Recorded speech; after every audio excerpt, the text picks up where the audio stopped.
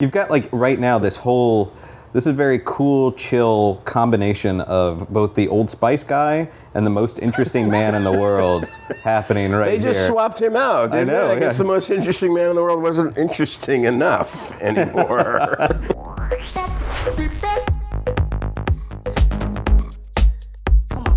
Hello everyone, it is me, Cassie. And I'm Ian Start, and welcome to the Skybound Insider. As you're all fully aware, The Walking Dead is back, and Season 8 marks the beginning of all-out war. While we watch our characters change in this cruel world, we dread the fact that the ruthless nature of the show means anyone can go at any time. We still like to keep up with our fallen comrades, though, posthumously. Suck my nuts. We had the chance to put Michael Cudlitz in a chair and talk about his time on The Walking Dead, his acting process with Abraham specifically, how he chooses his roles as an actor, and a lot more. Check it out. Hey guys, Aaron Sagers here, and we are at the Garrett in Alphabet City talking to this guy, Michael Cudlitz, about actor stuff. What's up, people? And Michael Cudlitz with blonde hair. Does it ever blow people's minds when you go do, I know you just got from a convention, when you show up and people realize it's not actual red hair that you had in The Walking Dead? Yeah. Usually people who are really, really ginger at this point in their life look at you and they're sort of disappointed. And they're like, oh, I thought you, oh. And you're like, you thought I had red hair? And like, yeah. And I did. I did up until I was about 27. And then it faded. It was strawberry blonde. I have the picture to prove it is on the interwebs. You can go find that with my big red afro. And now it's mostly gray and blonde. So You actually were a construction coordinator on 90210, Beverly Hills 90210, correct? Yeah, absolutely. For a couple seasons. So then you acted on Beverly Hills And 90210. then I acted on Beverly Hills, but that's when it got weird. Yeah, like I was curious about that transition because the guy that was behind the scenes, literally building the world, to then being like 11 episodes or something that you did on that show, right? Yeah. Were you showing up at work and then suddenly seeing your buddies from the local 44? Yeah. Well, Talk about that process. That was awesome because some people knew I was an actor and some people didn't know I was an actor. When I first came on the show as a coordinator, pretty early on, our producer called us in. Paul Wagner called me in. He had a meeting. He said, "Look, I know you're an actor. We know you're an actor, but you're not going to be able to act on this show. We just want to know it's a conflict of interest. So you can't do that. We get it." I said, "Hey, as long as I can come and go as I'm able to," because that was our agreement, was I was able to sort of slip out here and there as long as everything was handled. I could go do auditions. I said, as long as our agreement is sort of still cool, I said, I'm fine with it. And then I did my first film, which was A River Runs Through It, and that came out. And then I had a second meeting with them, and they were like, okay, so we didn't know you were really an actor.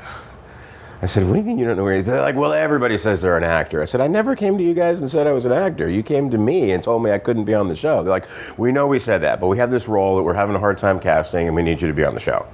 And I was like, what happened to the conflict of interest? It's like, apparently it was a conflict of their interest, not mine. What are some of the jobs that you think are important for an actor to do before they really get into the acting world? So there's no one way to do it. And I think that if someone tries to sell you that there's one way to do it, they're just full of crap.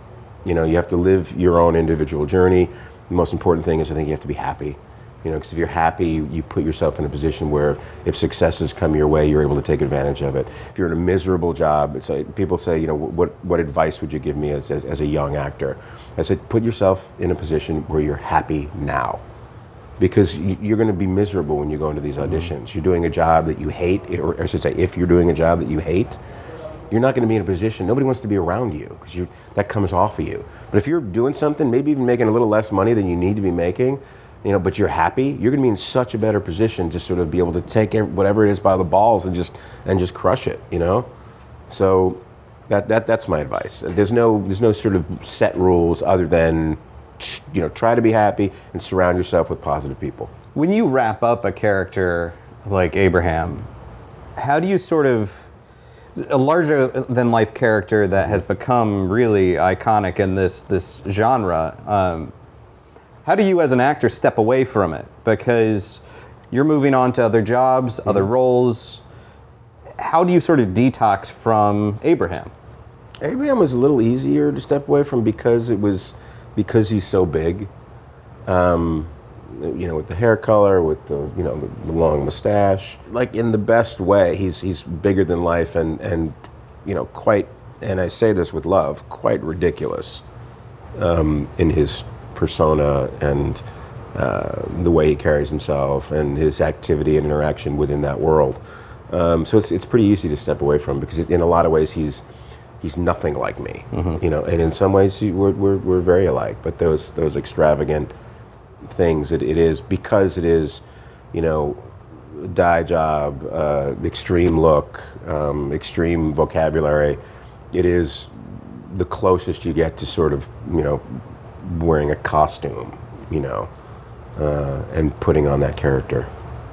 Do you think that there's, what do you want to kind of be remembered the most by this character? Because again, people, it's so quotable quotes, but there's more to that character that you would want people to step away with. What is that? What do you want people to kind of take away with him?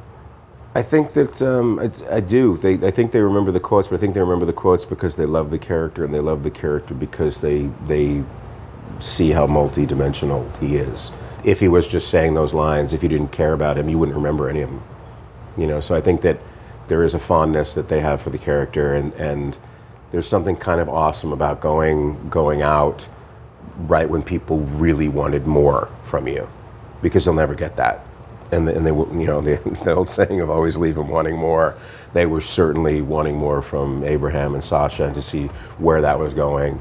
So as fans, that was stripped from them, and that's the best way to sort of burn into their memory of what they never got from those characters. We miss the shit out of you, Abraham. Needless to say, we're excited to see what Michael has for our eyeballs in the future, and we're still holding out hope that Ghost Abe can come back to the show, Laurie style. If you want to hear more from Cudlitz, head to our website for the full interview. The link is in the description. You want to hear more from Cudlitz. Also, if you were curious where Abraham's death stacks up against the numerous other deaths from The Walking Dead's first 99 episodes, take a look at our top kills countdown. Don't forget to like, subscribe, comment. You know the drill. We will see you all next week. Bye-bye.